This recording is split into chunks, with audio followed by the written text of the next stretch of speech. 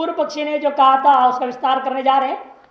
पूर्व पक्षी ने कहा नित्य करने प्रत्यवाय प्राप्त है, नित्य कर्मों को नहीं करेगा तो प्रत्यवाय की प्राप्ति होगी। तो सिद्धांति ने व्यतिरेक मुझसे जवाब दिया भाई कैवल्य तो नित्य है, उसे प्राप्ति अपने से कोई मतलब ही नहीं होता।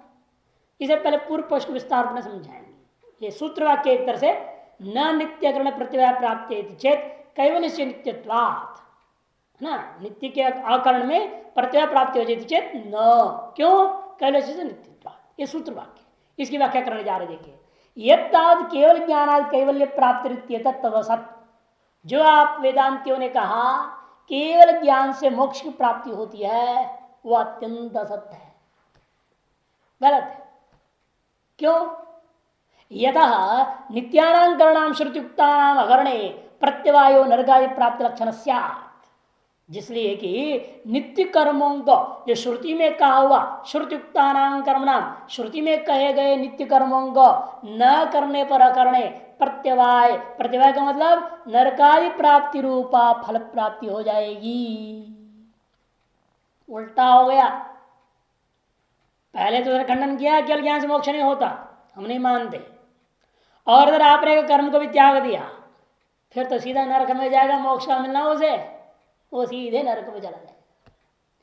नन एवं तरी कर्मभ्यो मोक्ष नास्तित्व मोक्ष एवं, इसीलिए कर्म से भी मोक्ष नहीं, ज्ञान से भी मोक्ष नहीं, तो मोक्ष ही नहीं होता है कहना पड़ जाए। निर्मोक्ष प्रसंग एवं, निर्मोक्षवादी है ये, जो किसी भी प्रकार का मोक्ष को ही नहीं मान सकते, कि कर्म से भी पैदा नहीं हो सकता, ज्ञान से भी पैदा नहीं हो सकता।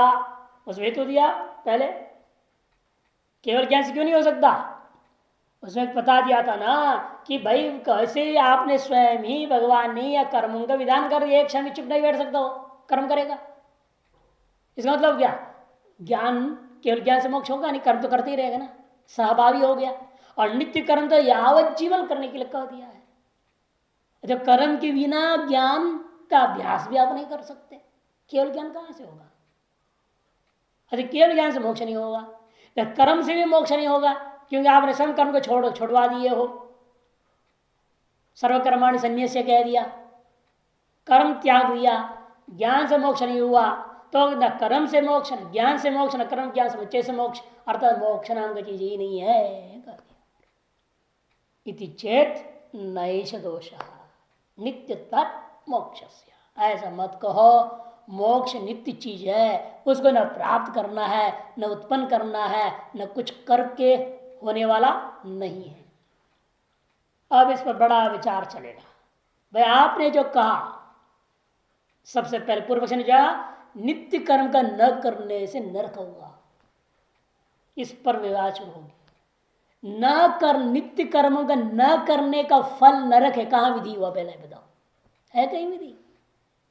तुम कल्पना करते हो उल्टा सीधा क्यों? भाई नित्य कर्म करने का फल बताया, ब्रह्मलोके मुह्यते, हर संध्या उपास ब्रह्मलोके मुह्यते, नित्य कर्म के फल बताया गया। और नित्य कर्म न करने से प्रत्यवाय होगा, और प्रत्यवाय का तात्पर्य नरकादि प्राप्ति, ये अर्थ आप किस आधार पर निकाल रहे हो? या ये मानना पड़ेगा आपको जिस समय में जो नित्य कर्म का विधि था उस समय में आप नित्य कर्म नहीं किया, तो इसका मतलब क्या, उस समय कोई दूसरा कर्म किया। वह जो दूसरा कर्म किया वह विहित कर्म भले ही हो, शास्त्र विहित कर्म भले ही हो, किंतु उस काल में विहित नहीं था ना। संध्या वंदन काल में हवन कर दो या श्राद्ध कर दो, श्राद्ध काल में संध्या वंदन करो, उल्टा करोगे। जिस समय में जो कर्म विहित है उस समय में वह कर्म वह करना चाहिए, क्योंकि काल देश विहित है। जिस देश में जिस काल में जो कर्म विहित है उसको उस देश उस काल में करनी चाहिए। उससे विपरीत देश, अन्य देश में अन्य काल में वही विहित कर्म करोगे तो भी वो निषिद्ध कर्म कोटि में माना जाएगा, कि उस काल में विहित के लिए विहित नहीं था ना। अन्य काल के लिए विहित को आप इस काल में कर दिए, इस काल में विहित को अन्य काल में कर दोगे। इसीलिए नित्य कर्म का न करने का मतलब क्या है, अन्य कर्म को आपने किया, और वो अन्य कर्म नित्य कर्म जिस काल में विहित उस काल में करने के कारण से एक तरह से निषिद्ध कर्म के समान होने से वो आपको नरक दे रहा है। अरे नित्य कर्म का न करने से नरक नहीं मिला, कि नित्य कर्म का न करके उसके स्थान पर उस काल में अन्य कर्म जो किया वो अन्य कर्म ने आपको नरक दिया। ये व्यवस्था होना चाहिए वास्तव में।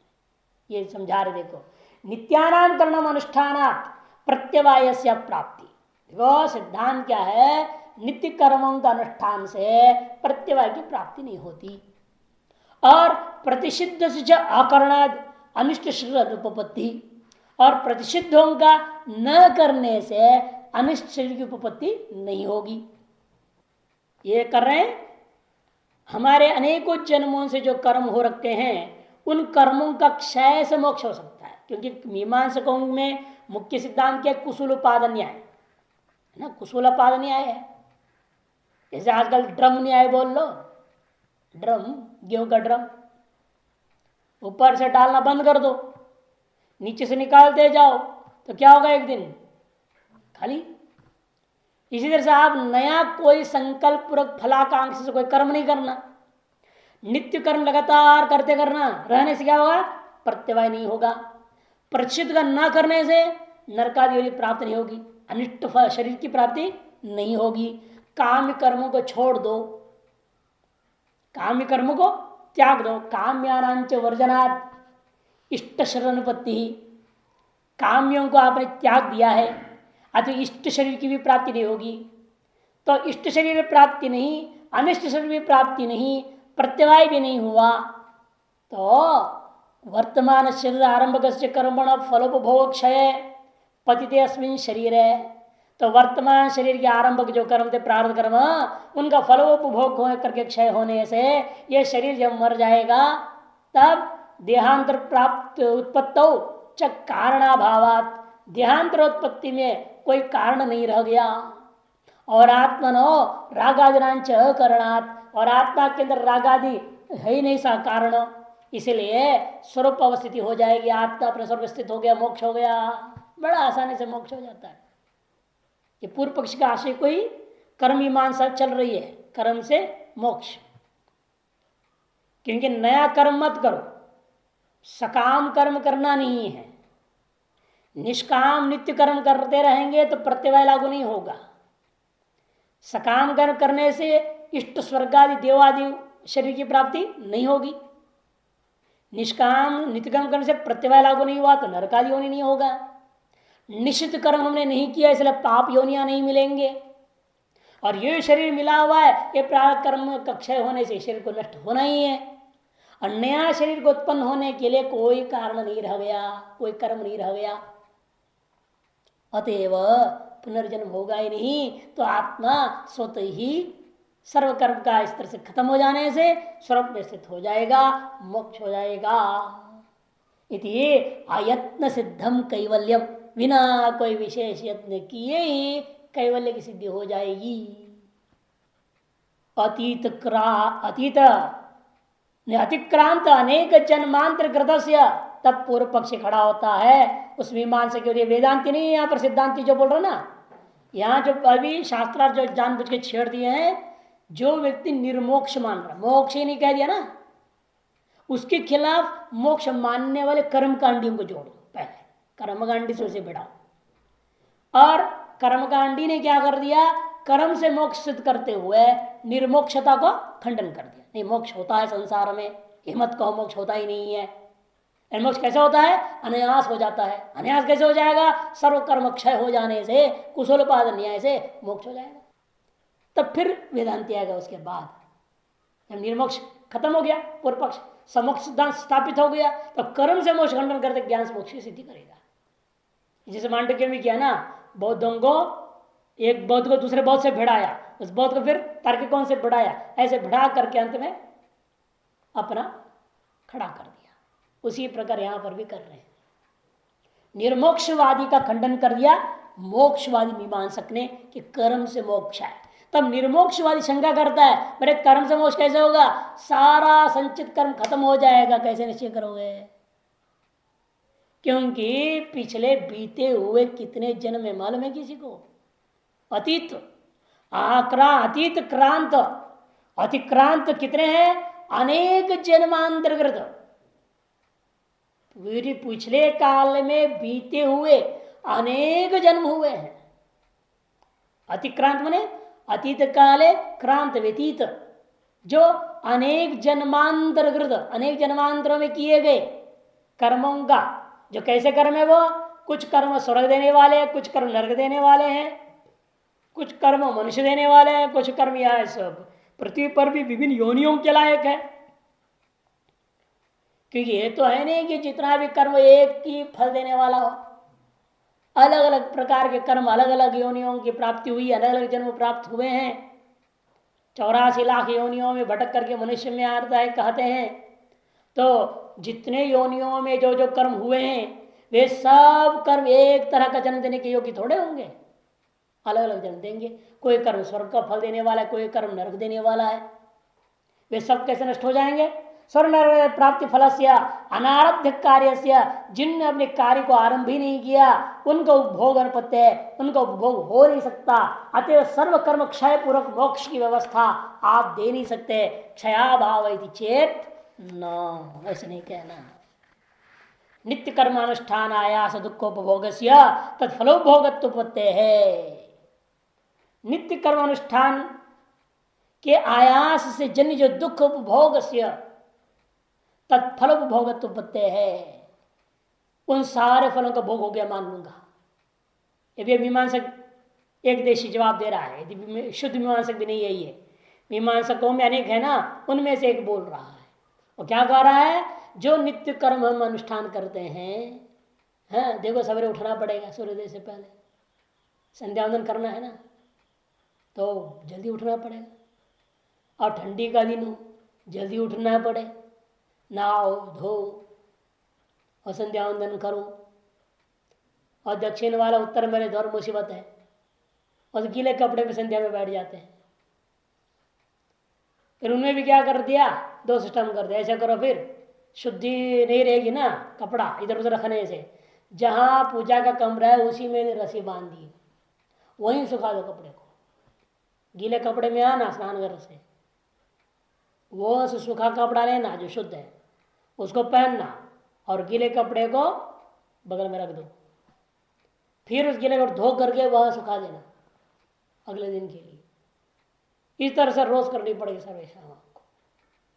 अब उस कपड़े को कोई छूना नहीं दिन में, उधर देखना नहीं, जाना नहीं, मतलब नहीं इस कपड़े का, वो केवल पूजा के लिए स्पेशल। और कुछ लोगों ने चालाकी कर दी, सिल्क शुद्ध होता है, रेशम, अतः सिल्क की कपड़ा रख लो, और धोने का झंझट भी नहीं है, बस हवा में लटका दो, हिला दो, शुद्ध हो गया, फिर पहन। ऐसे भी करते हैं ना लोग। नया कपड़ा रोज रोज कहां से लाएंगे? बात वही आ गई ना, धोना तो पड़ेगा, करना पड़ता। बिल्कुल। अब कहेंगे भाष्यकार, बहुत जोर देंगे नित्य कर्मों के लिए। यदि आपको मोक्ष चाहिए तो नित्य निमित्त कर्म करना ही चाहिए। मुमुक्षु को तो नित्य निमित्त कर्म किए बिना कभी नहीं रहना चाहिए। हम उस पर आएंगे, लेकिन मोक्ष का साधन करके नहीं बोलेंगे। भाषा साफ साफ कहेंगे नित्य निमित्त कर्म मोक्ष का साधन नहीं है। ये केवल आपको मोक्ष के योग्य बना देता है, अंतःकरण ऐसा शुद्ध कर देता है जिससे कि आप ज्ञान आपके हृदय में शास्त्र का धारण होगा। शास्त्र धारण, शास्त्र के अर्थ का धारण, शास्त्र के अर्थ में श्रद्धा धृति सारी चीज बनेगी। ये इनसे ही होता है, नित्य कर्मों से। जन्म मने सवेरे से उठने से लेकर सोने तक सारे कर्म को शास्त्र विधि के अनुसार जितने कर सके उतना अच्छा है। उठे उठते ही बराबर बिस्तर में ही कराग्रे वसते लक्ष्मी, फिर पैर रखेंगे धरती को नमस्कार, है ना। समुद्र वसने देवी पर्वत स्तन मंडले विष्णुपति नमस्तुभ्यम पाद स्पर्श क्षमस्व। इसे पुराणों में दी हुई है। हाँ, सब स्मार्थ मंत्र है, सब स्मृतियों में वर्णन किया कैसे जीवन चलाना है, हर चीज के लिए आया। फिर जब स्नान करने जाएंगे वहां पानी में आह्वान करना है, शौच करने जाएंगे रुद्र मंत्र बोलने हैं, सब चीज का मंत्र है। ताकि जितनी इसलिए कर दिया ताकि वह जो क्रिया करते वक्त भी आप अन्य चीजों को सोचे नहीं। कोशिश हो कि देवता का ही चिंतन हो, भगवान का ही चिंतन हो, क्या अनेक रूप है, जितने देवता हो भी भगवान का ही रूप है ना। किसी का भी नाम लो, एक ही का नाम लेने बोर होता है तो अलग अलग नाम दे दिया गया है, दिन भर के लिए एक न कोई लेते रहो, तो इसलिए अनेक मंत्र बना दिया। भोजन का विधि, हर चीज का विधि कर दिया ना, इसीलिए ही छांदोग्य उपनिषद में आएगा, जीवन ही एक यज्ञ मान लो, जो श्वास चल रहा है, आप ये आयु को एक यज्ञ के रूप में वर्णन कर दिया, पूरी आयु को 3 भाग में बांट दिया, प्रातः सवन, मध्य सवन और सायं सवन। ज्योतिषम याग का सादृश्यता दे दिया जीवन को ही। अन्न प्राप्ति के लिए सामगान बताया, मंत्र बताया, ज्ञान प्राप्ति के लिए बताया, धन प्राप्ति, हर चीज शास्त्र में उपनिषदों में भी आया, ये करना ही है। इसलिए कह रहे देखो, पूर्व पक्ष का जवाब में एक देशी मीमांसा एक देशी कहता है नित्य कर्मों के अनुष्ठान आयास दुख से सब कर्म नष्ट हो जाएगा। ये मत कहो कि क्षय नहीं होगा सकल कर्म, भले विचित्र विचित्र कर्म है वो, कोई स्वर्ग देने वाला है, कोई नरक देने वाला है, कोई योनि फल देने वाला है, अलग अलग प्रकार का फल देने वाला भी हो, जैसा भी कर्म हो सब कर्म खत्म हो जाएंगे। किससे? नित्य कर्म करने से। जो संचित है वो संचित भी नष्ट हो जाएगा, ऐसा कह रहा है एक देशी। नित्य कर्मानुष्ठान आयास दुखोपभोग, नित्य कर्म के अनुष्ठान के लिए जो आयास किया है, प्रयास किया है, उससे जन जो दुख उपभोग वही क्या कर देगा? तत्फल उपभोगत्व है, उसी से संचित सकल कर्मों का फल उपभोग हो गया, अतएव संचित सकल कर्म का नाश हो जाएगा। इस तरह से उपभोग के द्वारा नाश हो जाएगा, एक युक्ति। क्योंकि हम ये पूछना चाहते हैं ना, वह विकल्प खड़ा करके जवाब दे रहे भाष्यकार कि एक देशी को भी जवाब को, वो जो संचित कर्म है ना, संचित में 2 भाग है ना, उसमें भी पुण्य और पाप, उसमें पुण्य और पाप सकल को ये नाश कर देगा, या पुण्य को कौन नाश करता है, पाप को कौन नाश करता है? कि पुण्य का विरोधी पाप है और पाप का विरोधी पुण्य है। मैंने जो नित्य कर्म क्या है? पुण्य कर्म है। ये क्या करेगा? संचित में जितना पाप है उनको नष्ट कर डालेगा, नित्य कर्म। और ये एक देशी जवाब दे रहा है, सिद्धांति नहीं है। सिद्धांत बात दूसरी कहेगा, हो ही नहीं सकता, संचित का तो नाश ज्ञान से ही होता है, कर्म से हो ही नहीं सकता। ये तो एक देशी बोल रहा है ना, मीमांसकों में भी एक देशी, मुख्य मीमांसक भी नहीं बोल सकता ये बात, मुख्य मीमांसक भी नहीं बोल रहा है, एक देशी बोलते हैं मीमांसक। वो कहता है जो नित्य कर्म पुण्य कर्म होने से संचित में जो पाप है पुण्य कर्म को नष्ट कर देगा, और संचित में जो पुण्य उसको कौन नष्ट करेगा? यहां जो नित्य कर्म में जो दुख हुआ, बहुत कष्ट उठाना पड़ा कर्म कांड करने, ये जो दुख है, दुख ही क्या करेगा? वो पुण्यों को नष्ट कर डालेगा। ये पुण्य उस पाप को नष्ट कर दिया। यहां का पाप फल, हमेशा दुख क्या होता है? पाप का फल माना गया।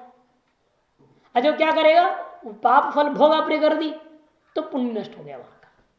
इस तरह से दोनों नाश हो जाएगा, ऐसे जो कहते हैं उसके विरुद्ध में कहते प्रायश्चित्ताद्वा, प्रायश्चित के अथवा प्रायश्चित के समान समझ लो। पूर्वोपात दुरित क्षयार्थत्वात् नित्य कर्मणाम, पूर्वपात दुरितों का क्षय मात्र के लिए ही नित्य कर्म होते हैं। आंध्र इसका विकल्प समझाए देखो, नित्यादिना दुरित निवृत्त अविरोधात न सुकृत निवृत्ति ही। कोई कह सकता है नित्य कर्म के द्वारा दुरितों का निवृत्ति भले ही हो, लेकिन सुकृत जो पुण्य है उसकी निवृत्ति तो नहीं होगी ना, ततो देहांतरम, उसे देहांतर प्राप्ति तो रहेगी फिर। ठीक है, नित्य कर्म से पापों का नाश हो गया, लेकिन पुण्य के यदि नाश नहीं मानोगे तो पुण्य तो बने रहेंगे, फिर वो पुण्य अगला जन्म दे देगा ना, ये नहीं, पुण्य अगला जन्म दे देगा। ऐसा शवर का सुकृत, हम तब पूछे सुकृत क्या चीज है बताओ वहां का। नित्य जो कर्म है पुण्य रूप है ना, ये नित्य पुण्य कर्मों से वे पुण्य भिन्न है कि अभिन्न है? यहां जो हम नित्य कर्म कर रहे हैं ये पुण्य कर्म है, विहित कर्म हम कर रहे हैं, विहित कर्म करने का तो पुण्य कर्म है। वो जो पुण्य कर्म कर रहे हैं, यह पुण्य कर्म संचित में रहने वाले पुण्यों से भिन्न है कि अभिन्न है?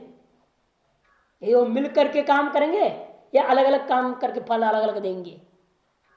यदि अन्यत्व ना अन्यत्व नारब्धत्व च न्याय विरुद्ध से सिद्धत्वा, यदि वो भिन्न है फिर तो उन्होंने फल देने शुरू ही नहीं किया है, इसलिए विरोध ही नहीं रह गया, तो एक दूसरे का नाशक भाव भी बनेगा ही नहीं।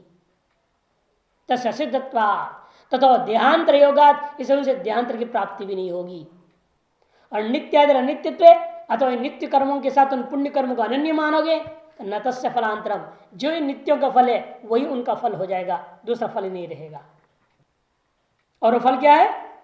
वहां के दुष्कृत का नाश करना।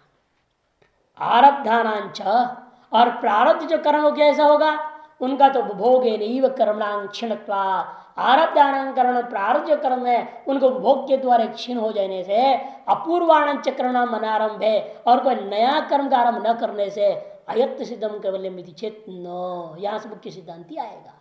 इसलिए अयत्न सिद्ध हो गया मैंने अनायासी कैवल्य कुशलोपादन न्याय से सिद्ध हो सकता है यदि चेत, ये भी मुख्य वेदांति नहीं, ये भी मुख्य मीमांसक आ रहा है।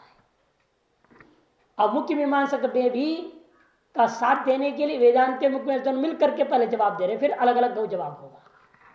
कैसे?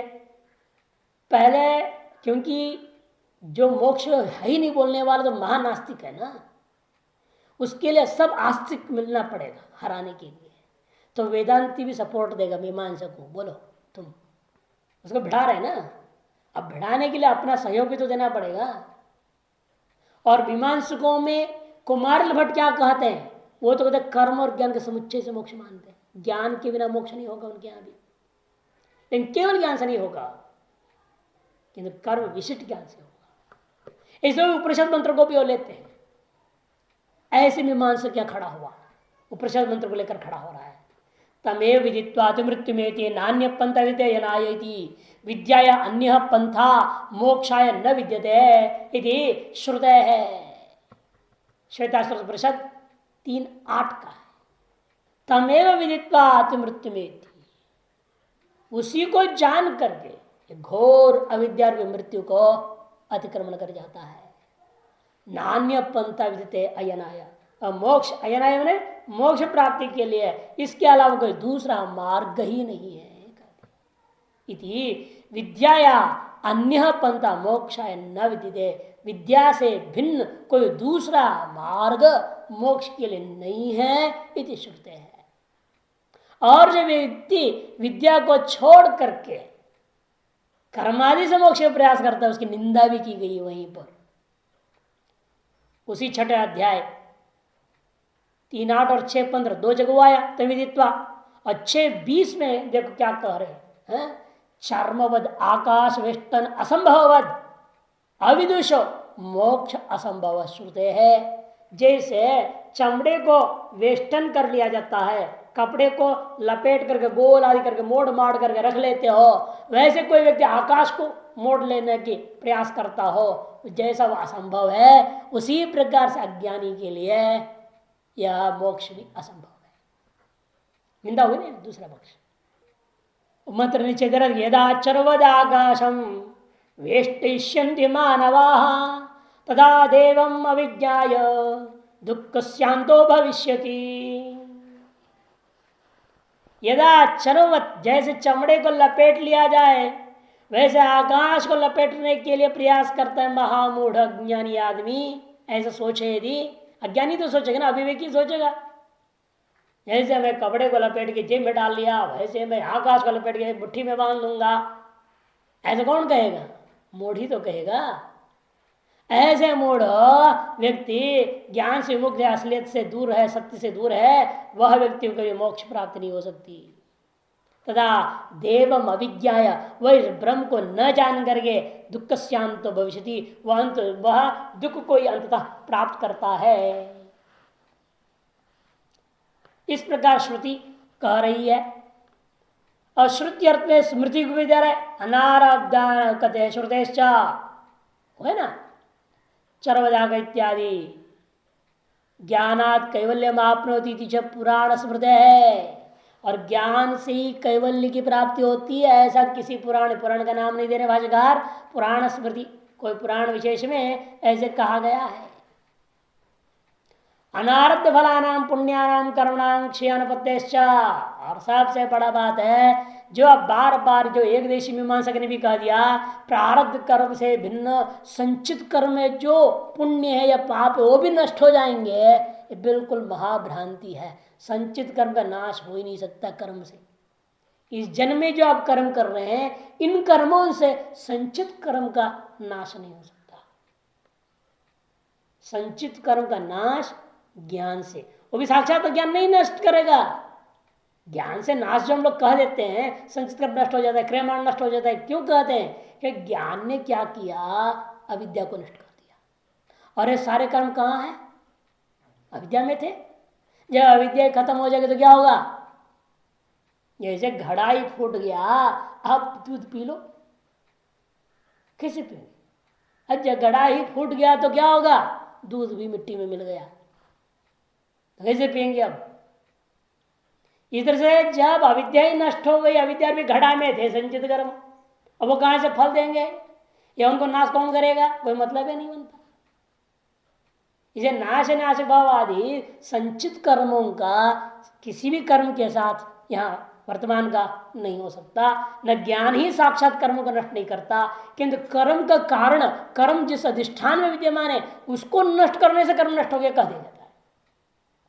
वो नहीं रह गया, फल कहां से देंगे वो? कि ये विद्या क्या करती है? ब्रह्म विद्या अविद्या को नष्ट कर देती है, और अविद्या में ही सकल कर्म छिपे पड़े हुए हैं। उनमें से कुछ ने फल दे दिया है, ये शरीर मिला हुआ है, और कुछ अभी नहीं दिए, अंदर पड़े हुए हैं। जैसे आपको बार बार दृष्टांत से दिया जाता है ना बाण के बारे में। बाण की तीन अवस्थाएं, तीन प्रकार के हैं। एक बाण वो है जो छोड़ दिया, जो जा रहा है मारने को आदमी को, उधर जहां भी लक्ष्य में आपने छोड़ा लक्ष्य की ओर जा रहा है, मुक्त इशु है। एक धनुष आरूढ़ इशु है, धनुष पर लगा करके तान के पकड़े हुए हैं छोड़ने के लिए। और तीसरी जो तर्कस में पड़े हुए स्टोर में। अब पहले वाला जो है छोड़ा हुआ, उस पर आपका अधिकार नहीं है कुछ भी। वो छूट गया सो छूट गया, अब जाएगा जहां जाना है, उसने जैसे भी जाना है, जो होना है सो होगा। उसका न दिशा परिवर्तन कर सकते हैं, न गति में किसी प्रकार से रुकावट कर सकते हैं, न उसका मंद गति कर सकते हैं, कुछ भी नहीं कर सकते आप।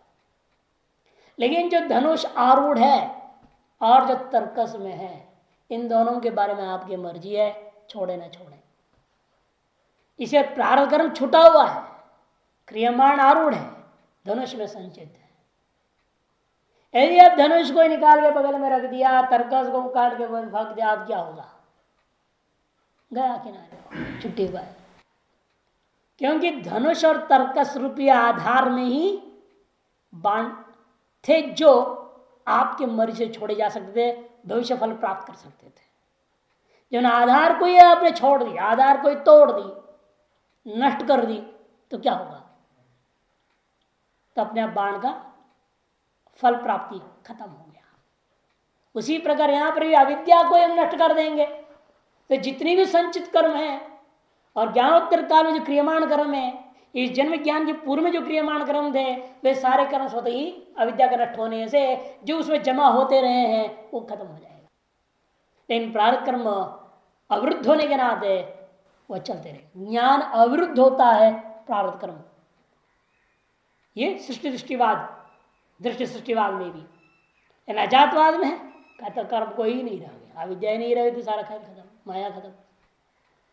तो इसलिए कहते हैं यहां पर कि अनारब्ध फलानाम पुण्यानाम कर्मणाम, अनारब्ध फल वाले पुण्य कर्मों का क्षय जो आपने कहा, यह अनुपत्य से कभी हो ही नहीं सकता।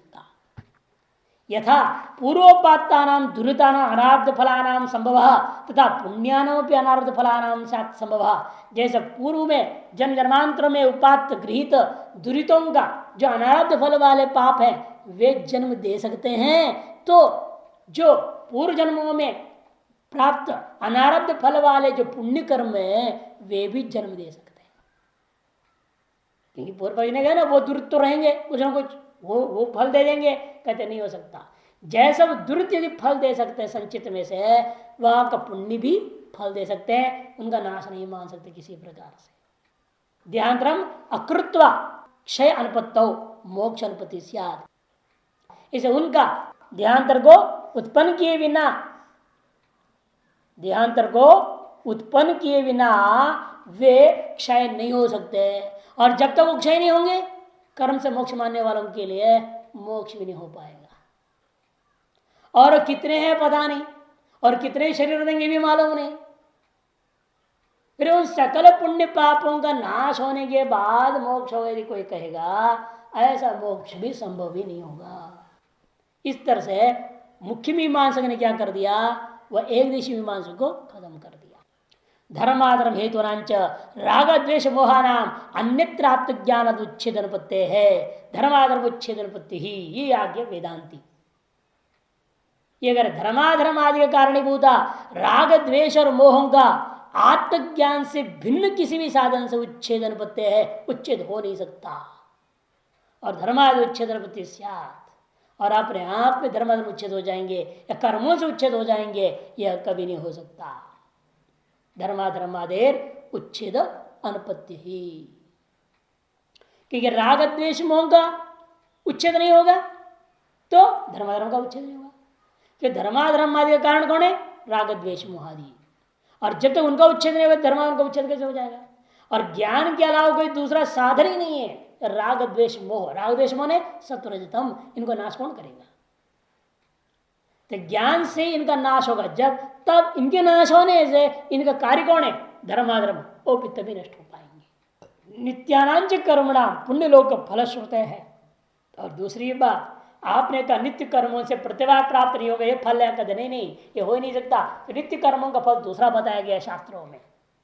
वह न तो संचित का पुण्य को भी नष्ट नहीं करता, संचित में से जो विद्यमान पाप को भी नष्ट नहीं करता, नित्यों का फल अलग ही बताया है। तो आप ये कैसे व्यवस्था दे रहे हो, एक देशी मीमांसा एक देशी कह रहा था ना, संचित में से जो पुण्य पाप है उनको नष्ट कर देगा नित्य कर्म, ये नहीं हो सकता। नित्य कर्म का फल संचित का नाश करना नहीं है। कि नित्य कर्म का फल क्या है, पुण्य लोक फल प्राप्ति वर्णन किया है श्रुतियों ने, स्मृतियों ने।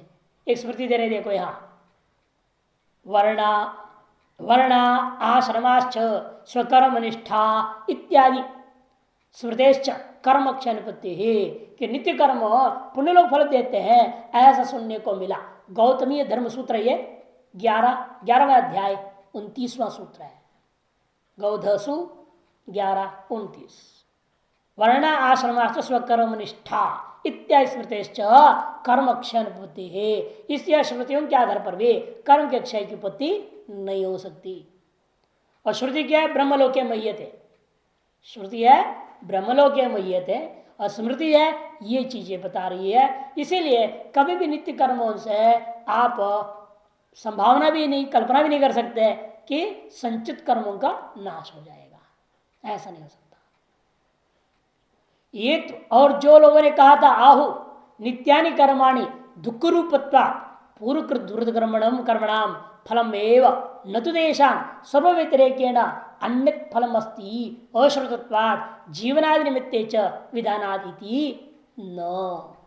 जो लोगों ने व्यवस्था देते हुए कहा था कि नित्य कर्म दुख रूप है, एक दूसरा व्यक्ति है ये, कि पहले वाले का नित्य कर्म अनुष्ठान आयास जन्य दुख को कहा लिया ना, अब नित्य कर्म को ही दुख कर रहा है। नित्य कर्म करना ही दुख है, सवेरे से उठना नहाना धोना सब दुख तो ही है। नित्य कर्म ही दुख रूप है कहता है।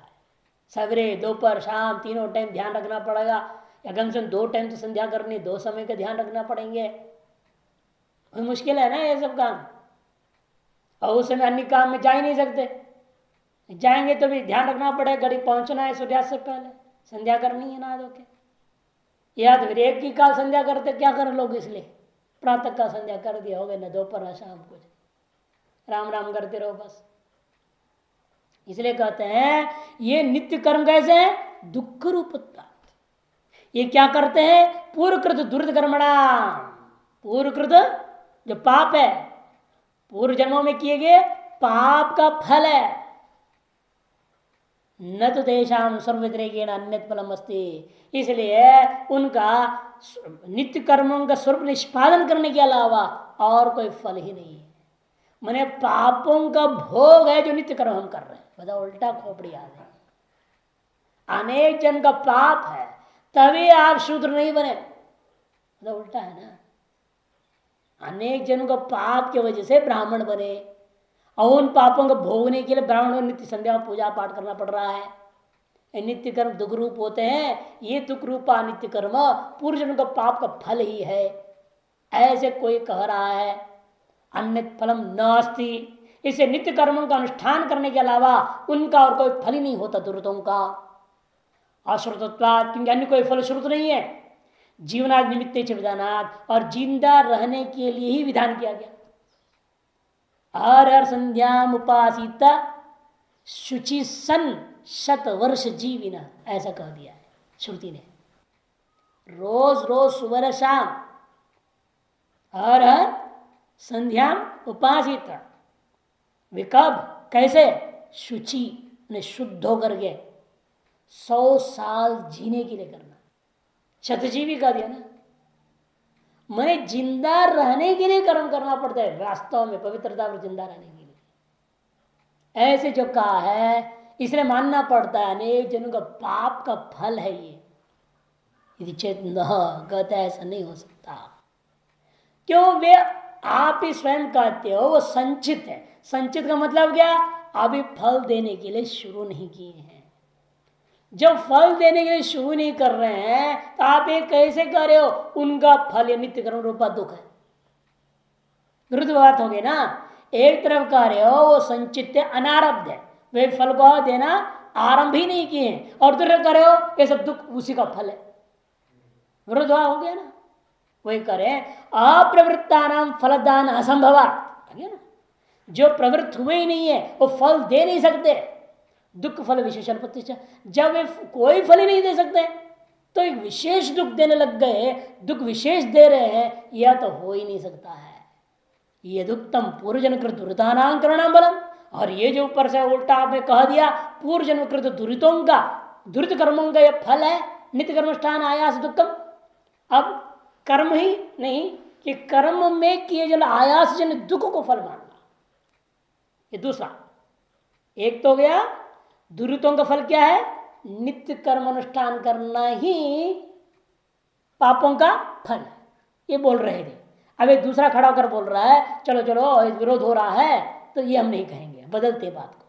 क्या बदल रहा है वो? कहते नित्य कर्म दुख रूप नहीं है, किंतु नित्य कर्म करने के लिए जो अनेक आयास करना पड़ रहा है ना वो दुख है। अभी जैसे मान लो अग्निहोत्र कर्म करना है, उसको गौ पालना पड़ेगा, गौ को चारा लाना पड़ेगा, नहलाना पड़ेगा, वहां सफाई करनी पड़ेगी, गोबर उठाना पड़ेगा, बड़ा झंझट है ना, बहुत सारा काम है। और यज्ञ मंडल संभालो, सफाई वहां भी गोबर से लीपो होगा, सब झंझट ही झंझट है। ये जो नित्य कर्मों के चक्कर में कितना अन्य जो प्रयास करना पड़ता है। और संध्यावंदन में क्या है? आपको रखना पड़ता है तांबे का। अब बताओ ये भी विधान ऐसे कर दिया है? अरे एल्यूमिनियम स्टील की किसी की रख लेते हैं आचमनी, वो तांबे का इसलिए रोज धोना पड़ेगा, नहीं तो दाग पड़ जाएगी, खराब दिखेगा, काला हो जाएगा। रोज चमकाओ, रोज चमकाओ, झंझट है ना ये काम, रोज सवेरे शाम इसको धोना पड़ेगा। ये जो नित्य कर्म दुख रूप नहीं है, नित्य कर्म करने के लिए जो अन्य आयास करना पड़ता है वो दुख रूप है ना। वो जो दुख है वो दुर्तों का फल है। ये दूसरा खड़ा हुआ ये बोल रहा है, कहते ये भी गलत है तुम्हारा कहना। कर्मणाम फलम, कहते दुर्द कर्मों का फल क्या है? नित्य कर्म अनुष्ठान के लिए जो किए जन आयास जन्य जो दुखम भुज्यते इति तद असत्व भी गलत है। नहीं मरण काले फलदानाय अनंकुरीभूतस्य कर्मणः फलम अन्य कर्मारब्धे जन्म उपभुज्यते इति उपपत्ति ही। क्योंकि भाई देखो ये तुम्हारी मीमांसकों के सिद्धांत विरुद्ध बोल रहे हो एक देशी। क्यों? क्योंकि मीमांसकों का सिद्धांत क्या है? मरण काल में सारे कर्म इकट्ठे हो जाते हैं और अगले जन्म के लिए फल देने के लिए जो कर्म तैयार है समर्थ होकर के खड़े हो जाते हैं उनको प्रारब्ध कर्म करके आपने उनमें से अलग कर दिया है ना, और बाकी को संचित कर दिया। अर्थात इस शरीर का जीवन पूर्व शरीर के मरण काल में ही तय हो चुका है। जो तय हो गया है उनका नाम अपने रख दिया है प्रारब्ध कर्म। इसे जो भी हमारा यहाँ सुख दुख भोग होगा, क्या नित्य कर्मानुष्ठान आयास जनित दुख हो, चाहे अन्य जो मच्छर काटा, कांटा घुस गया, कुछ हो गया, अन्य दुख भी हो, सकल दुख हो, किस कर्म का फल है? प्रारब्ध कर्म का फल है ना। फिर आपने कैसे कैसे संचित में विद्यमान दुरित का फल है ये हो नहीं सकता। क्योंकि जिन कर्मों ने इस शरीर का जीवन के लिए फल देने को शुरू कर चुके हैं, उन्हीं को ग्रहण करना पड़े, उनसे भिन्न को नहीं ग्रहण कर सकते आप। और आप कार्य भिन्न से, तो विरोध हो गया। नहीं मरण काले फलदानाय अनुकुरीभूत कर्मणा, मरण काल में फल देने के लिए जो अंकुरीभूत नहीं है, जो फल देने के शुरू नहीं किए हैं, ऐसे जो कर्मणा फलम, कर्मों का फल अन्य कर्म से आरब्ध जन्म में उपभोग हो जाएगा, ये जो आप कहते हो नहीं उपपत्ति, यह उपपन्न नहीं हो सकता। अन्यथा स्वर्ग फल उपभोगाय अग्निहोत्रादि कर्म आरब्ध जन्मनी नरक भोग अनुपत्ति न स्यात्। नहीं तो ऐसे जो भी किसी भी शरीर में कहीं भी फल देने लग जाए उल्टा से उल्टा, फिर तो हमने अग्निहोत्र कर्म करके स्वर्ग पहुंच गए और वहां क्या हुआ, नरक फल देने वाला कर्म भी फल देने लग जाएंगे उल्टा। अन्य कर्म के लिए आरब्ध शरीर से अन्य कर्म में वहां पर फल देने लग जाए तो ये भी स्थिति बनेगी, स्वर्ग में हम गए वह नारकीय दुख को भोगना पड़ जाएगा, यह आपत्ति हो जाती है, यह नहीं हो सकता। तस्य दुर्द दुख विशेष फलत्व है, जब ऐसी स्थिति है, इसलिए कोई भी संचित कर्म का पुण्य हो या पाप हो वह किसी भी प्रकार का दुख को दे नहीं सकता, तो दुख विशेष फल को वो कैसे दे सकता है, नहीं हो सकता। अनेकेशु ही दुर्देशु संभवत्सु, और दूसरी बात दुर्त एक दो तो नहीं है ना, पाप भी अनेक प्रकार के पाप है। ये थोड़े है कि संचित जन सकल पाप नित्य कर्म रूपा दुख को ही देते रहेगा क्या? एक ही प्रकार के पाप है क्या वहां, और एक ही प्रकार फल देते रहेगा? ऐसे कैसे हो सकता है? ये नहीं हो सकता। अनेकेशु दुर्देश संभवत्सु भिन्न दुख साधन फलेशु, कि कैसे वो भिन्न भिन्न प्रकार के दुख का साधन है वो, और उनका फल भी इसलिए अलग अलग होगा।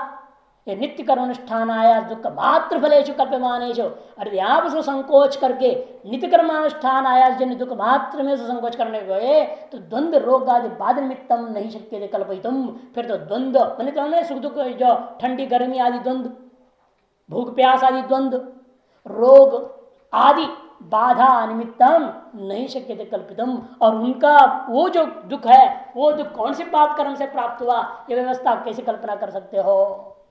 नित्य कर्म अनुष्ठान आया दुखमेव पूर्व फल, क्योंकि आपने कह दिया नित्य कर्म अनुष्ठान आयास जो दुख है वही संचित के दुर्तों का फल है। फिर अन्य दुखों को हमने किसके फल रूप में भोगा? अन्य दुख किसका फल है? फिर व्यवस्था आप दे नहीं पाएंगे। न शिरसा पाषाण वहनादि दुखम इति, क्योंकि सिर पर पत्थर ढोने से जो दुख हुआ वो दुख किस कर्म का फल है? व्यवस्था दे सकोगे आप? इसीलिए ये आपका मत बिल्कुल गलत है। एक